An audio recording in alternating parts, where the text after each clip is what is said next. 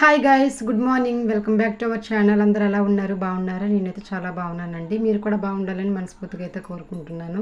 ఇంక ఈరోజు అయితే సండే కదా, చూడాలి ఎట్లా ఉంటుంది ఏంటి అనేది. నిన్నైతే ఇంకా ఇల్లంతా కొద్దిగా క్లీన్ అయితే చేసేసుకున్నాను అనమాట. ఇంక ఈరోజు అయితే ఆదివారం కదండి. మీరు ఎప్పుడు మా ఇల్లు ఒక హాఫ్ పార్ట్ మాత్రమే చూసుంటారు. ఇంక ఈరోజైతే మిగిలిన హాఫ్ పార్ట్ అయితే మీతో షేర్ చేసుకోవాలని నేనైతే అనుకుంటున్నాను అనమాట. అది కూడా ఇంకా సండే కదా, ఇంకా మా వారు కూడా ఇంట్లోనే ఉన్నారు. సో అందుకని చెప్పేసి అయితే మీరు ఎప్పుడు ముందు పక్కే చూసుంటారు కదా, అందుకని చెప్పేసి ఈరోజు ఇల్లంతా ఒక రకంగా ఎలా ఉంటుంది ఏంటనేది మీతో ఈరోజు వీడియోలో అయితే షేర్ చేసుకుంటున్నానండి. అదనమాట ఈరోజు వీడియో. ఇప్పుడైతే మీరు చూపిస్తున్నాను కదా, ఇదనమాట. ఇదంతా మా ఇంటి పక్క నుంచి అయితే వెళ్ళాలన్నమాట. ఇంకా రీసెంట్గా కట్టాము అది ప్రహరీ గోడ అనేది అటువైపు. ఇంకా కొద్దిగా పని అయితే ఉంది, ఫ్లోరింగ్ అంతా అని చెప్పాను కదండి. సో అందుకని చెప్పేసి ఇంకా వెనక్కే ఈ గోడ కట్టినప్పుడంతా వెనక్కే జరిగేదనమాట. ఇసుక అదంతా కూడా అక్కడే ఉండేది, వెనక్కే అనమాట. సో మేము ఎప్పుడు వెనక్కి అంతగా అసలు ఉండము. అంటే ఆఫ్టర్ మ్యారేజ్ అంతా ఉండేదంతా వెనక్కే ఉండేవాళ్ళమి. పాప పుట్టిన 1 ఇయర్ వరకు. రీసెంట్గా అత్తయ్య చనిపోయిన తర్వాత మేమైతే ముందుకైతే షిఫ్ట్ అయ్యామన్నమాట. ఇంకా మామీ ఒక్కరే ఉంటారని చెప్పేసి అంతవరకు కూడా మేము వెనక్కి ఉండేవాళ్ళం. అంటే ఉండేవాళ్ళమంటే ముందు వచ్చేవాళ్ళమే, వెనక్కి ఉండేవాళ్ళమే. బట్ పడుకునేటప్పుడు వెనక్కి ఉండేవాళ్ళం అనమాట కొత్తగా పెళ్ళైనప్పుడు. తర్వాత ఇంకా పిల్లలు పుట్టిన తర్వాత ముందుకి వెనక్కి వస్తూ ఉండేవాళ్ళమే. ఇంక ఇప్పుడైతే చూడండి, ఇవైతే వెనక్కి రూమ్స్ అనమాట. ఇంతవరకు మీకు ఎప్పుడు చూపించలేదు. ఇక్కడ నాకు బాబు ప్రెగ్నెంట్తో ఉండేటప్పుడు ఇంకక్కడ బెడ్ అయితే ఉండేది, తీసేసాము. ఇంక ఇదైతే రీసెంట్గా మొన్న మే నెలలో నేను పండగకి అయితే సాలూరు అయితే వెళ్ళిపోయాను కదండి. ఇంకప్పుడనమాట వచ్చేసరికి అంటే 1-2 సార్లు ఇల్లు చిమ్మాను. కానీ ఇంకా రీసెంట్గా ఏవైనా పెళ్ళిళ్ళు ఫంక్షన్లు గట్ట ఎవరైనా మా రిలేటివ్స్ గట్ట ఉంటే ఇంకా నా దగ్గర ఇంకా చాలా వరకు సామాన్లు అయితే ఎక్కువే ఉండేవి అనమాట. ఇంకా పైనంతా చూపిస్తున్నాను చూడండి, అవంతా నా సారీ సామాన్లే అనమాట. ఏదో అంటే ఎవరో మా రిలేటివ్స్కి పెళ్ళికి ఏదైనా గిఫ్ట్ ఇద్దామని చెప్పేసి అయితే ఇంకా పైకి వెళ్ళి అయితే చూసారనమాట.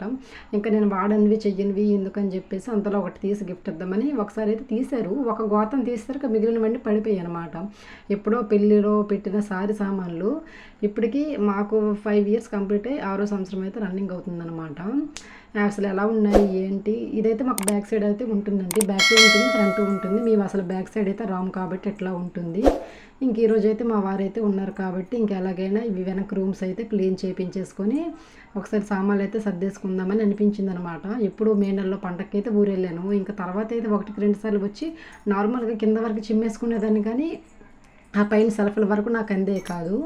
ఇంక ఈరోజు అలాగా ఆయన ఉన్నారు కాబట్టి ఇంకా ఆయన వాడాలని చెప్పేసి నేనైతే ఇంక ఈరోజు అయితే ఈ ప్లాన్ అయితే వేశాను. మొన్న దివాళీకి ఇల్లంతా క్లీన్ అయితే చేసేసాను. బట్ ఇంకా ఆ తుఫాన్ కారణం వల్ల పండగ అయితే చేసుకోలేకపోయాం. పండగ చేసుకోకపోయినా ఇంకా వెనక్కి రూములు కూడా మంచిగా క్లీన్ చేసేసుకుంటే కాస్త ఇబ్బంది అయితే ఉండదు. ఇప్పుడైతే మీరు రోజు చూస్తారు కదండి, బయట దివాన్ అయితే ఉంటుంది ముందు రూమ్లో, దానికి అటాచ్డ్ అయి ఉంటుందన్నమాట. మధ్యలో గోడ కట్టడం వల్ల వెనక్కి రావడం అయితే మాకు కుదరట్లేదు. అసలు మొత్తం కంబైండ్ లాగా ఉండేదన్నమాట, ఒకప్పుడు నిలువుదారిలాగా ఉండేది.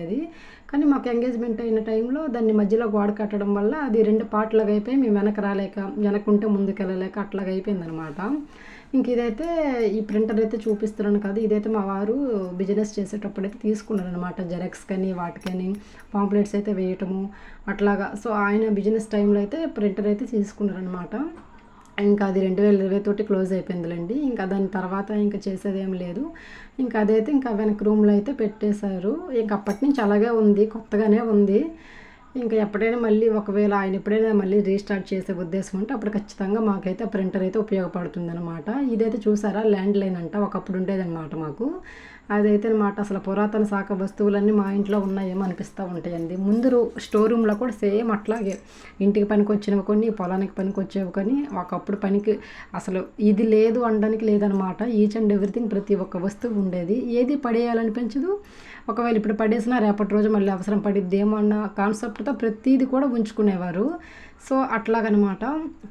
ఇంక ఇటువైపు అయితే పైన సెల్ఫ్ వరకు అయితే క్లీన్ చేసేసి ఇంకా సామాన్లు అయితే లైట్గా పెట్టేసాం కదా. ఇంక ఇదైతే ఇటువైపు అనమాట. ఇది కూడా మధ్యాహ్నం తిని స్టార్ట్ చేసాము, 3 గంటలకేమో. పొద్దున్న 10 గంటలకేమో స్టార్ట్ చేసాము, టిఫిన్స్ అయిపోయి వంట అంతా చేసేసుకున్నాక.